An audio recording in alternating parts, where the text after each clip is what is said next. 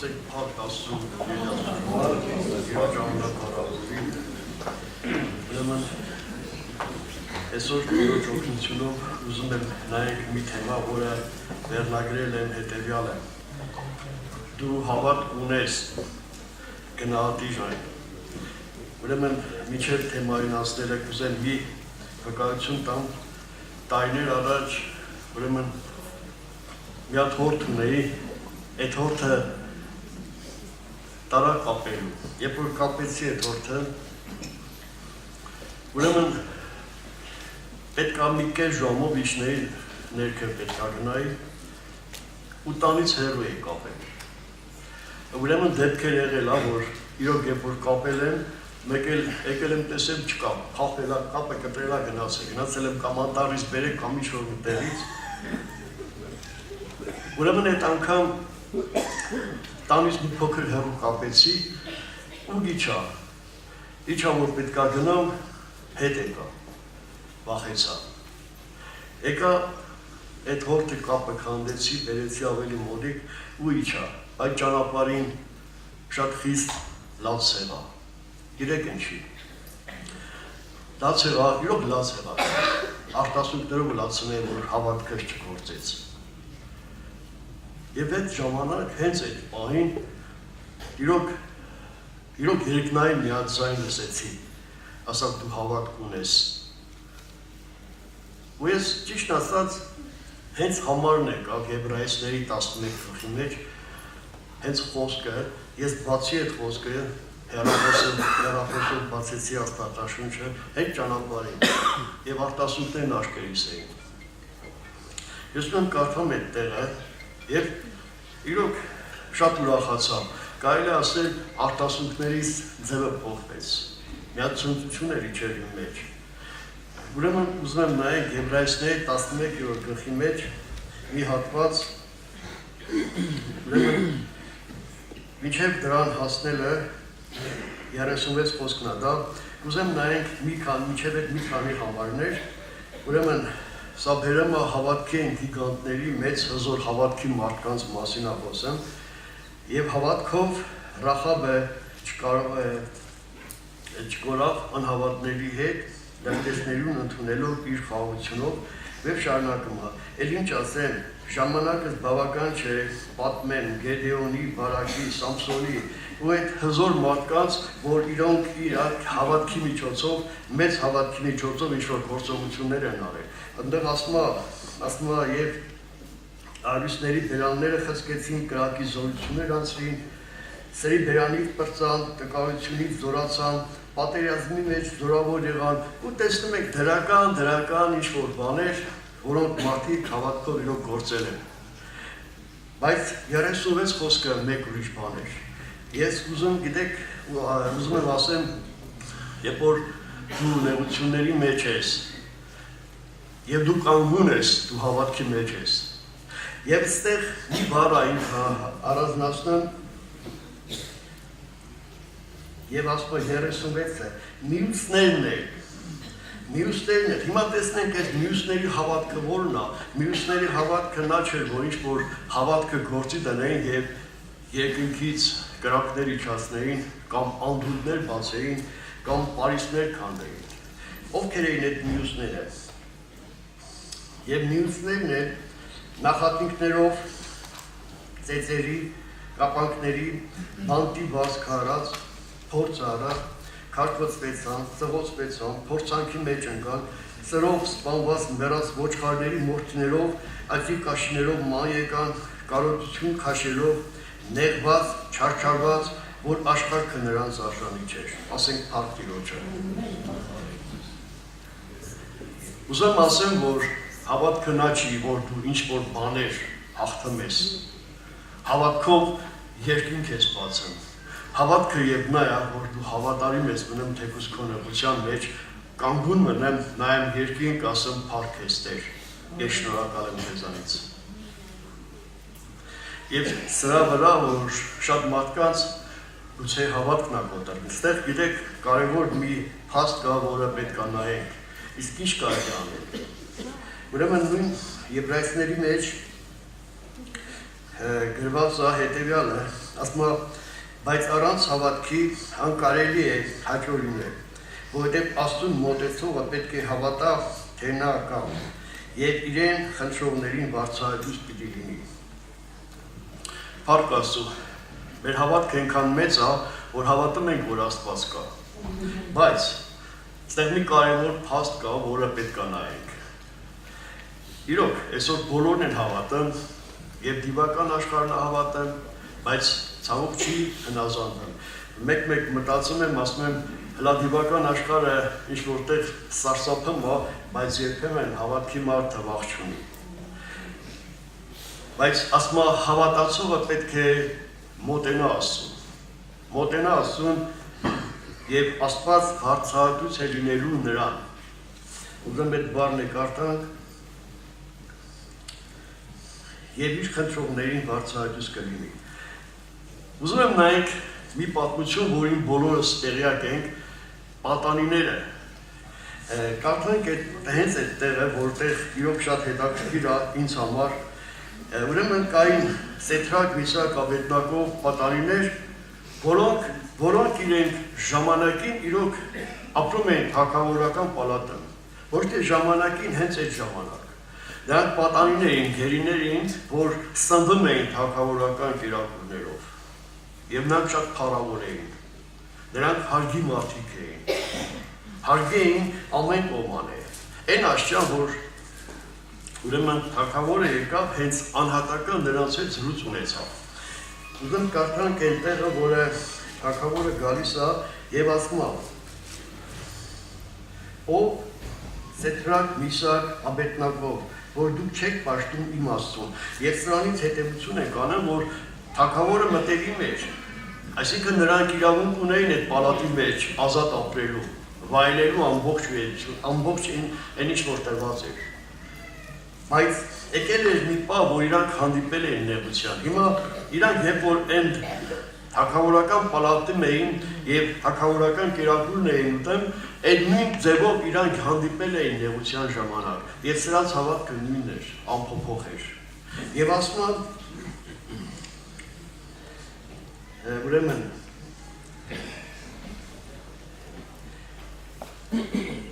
եթե պատրաստ եք, որ երբ լսեք փողի, սրենգի, քնարի, ջութակի, տաղովի, տիկի ամեն նվագարանների ձայնը վայր ընկնեք եւ երկրպագություն արեք իմ շինած արձանին։ Եվ Սեդրակ, Միսակը եւ ասեցին. ահա մեր Աստվածը, որին մենք պաշտում ենք, կներեք եւ մենք պետք չունենք այս բանի մասին քեզ պատասխան տալ։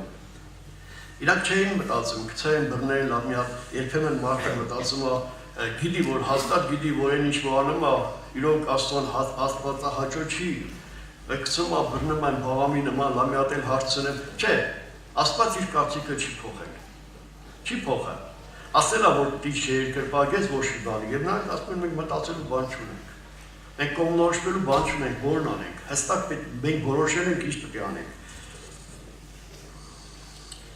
Ահա մեր Աստվածը, որին մենք պաշտում ենք, կարող է մեզ ազատել, կրակով բորբոքված հնոցից եւ քո ձեռքից է, ով թագավոր, նա մեզ կազատի, եթե ոչ, թող քեզ հայտնի լինի, ով թագավոր, որ քո Աստծուն չեն պաշտելու, փառք Աստծուն։ Այսինքն եկել են արդեն նեղության ժամանակ։ Հիմա տեսնենք իրանք որտեղ հայտնվին։ Սիրելի Աստծո զավակ, ինչ նեղության մեջ ելկած մոտեցի Աստծուն։ Հիշի, որ Քրիստոսը քո կողքին կանգնած է։ Հիշի, որ Աստված քեզ հետ է։ Ես ուզում եմ ելի վկայություն տամ Սուրբ գրքից, ուրեմն տարիներ առաջ իրոք շատ նեղության մեջ էի, շատ, բայց Տերը իրոք ինձ մի կարևոր բան ասավ, որ տարիները դա ինձ պահել է, ու այսօր է պետք է պահի, ու ես կուզեմ, որ բոլորն էլ այդ հիմքի վրա իրոք աճեն, զորանան, որտեղ իմանան, որ Տերը իրանց մեջ է, բոլորիս։ Միայն թե պետք է գնահատենք իր ներկայությունը, չանարգենք իր ներկայությունը։ Ուրեմն Ելից գրքի մեջ մի հետաքրքիր պատմություն կա բոլորիս հայտնի եւ երրորդ գլխի մեջ ուզեմ կարդալ անպայման Մովսեսը մի անձնավորություն էր, որը նեղության մեջ էր։ Իրոք նեղության մեջ էր, ճիշտ է, նա 40 տարի էր աներոջ հոտներ արածեցնում, բայց դեռ հաստով ինքը նեղության մեջ էր։ ժամանակին փարավոն էր, դիրք ուներ, փառք ուներ, բայց այսօր ապրում էր։ Բայց կարևոր մի բան կար այստեղ, որը կուզեմ բոլորս քայլ անենք դրան եւ հավատացեք, որ Տիրոջ ներկայությունը դες պետք է պահի, բոլորս պետք է պահի։ Մենակ ճիշտ կողմնորոշվենք, մեր նոքության մեջ ինչ պետք է անենք։ Ուրեմն Մովսեսը տեսավ հեռվից մի մորենի, կհիշեք մորենի։ Եվ ասում է, եւ Եհովայի հրեշտակը կրակի բոցով երևեցավ նրան մորենու մեջից։ Եվ նա տեսավ, որ ահա մորենին կրակով վառվում էր, բայց մորենին չէր սպառվում։ Եվ Մովսեսը ասել,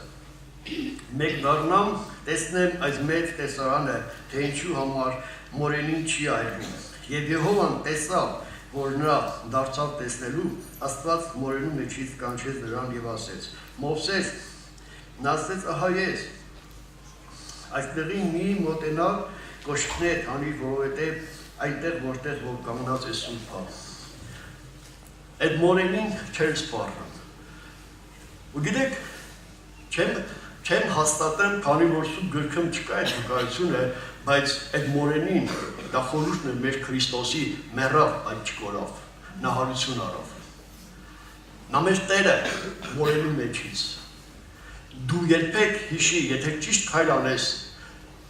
դու չես սպառվելու։ Այդ նույն մորենին Քրիստոս ինքն էր խորհուրդով։ Նա մեռավ, բայց հարություն արավ։ Եվ ուզում եմ Կողոնթացիների 4 գլխի մեջ նույն պատկերը տեսնենք, ժողովուրդ ջան, ինչ ասում Պողոս առաքյալը։ 4 գլխի մեջ 7-րդ խոսքից Էզևի մեծ հուսադրող, մեծ կոչ անող Էզևի խոսքեր ասեմ, ես չեմ կարծում, որ խոսքը ուղղված էր մենակ Պողոս առաքյալը, դա մեր բոլորիս ասում։ Ուրեմն